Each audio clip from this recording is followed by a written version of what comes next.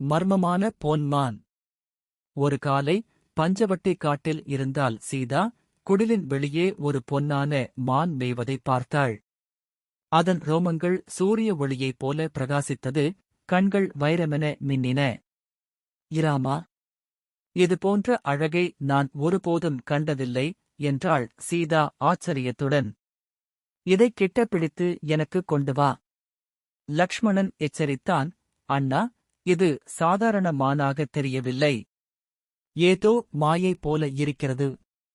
ஆனால் இராமன் சிரித்தபடி வில்லை கொண்டு அதைத் துரத்திப் புறப்பட்டான்.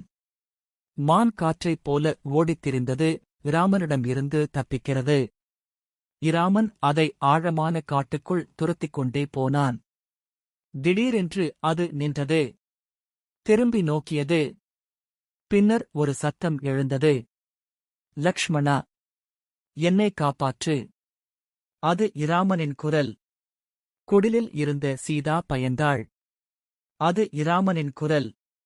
விரைவில் போ லக்ஷ்மணா என்றாள் அவசரமாக. லக்ஷ்மணன் தயங்கினான். அது மாயை என்பதை அவன் உணர்ந்தான்.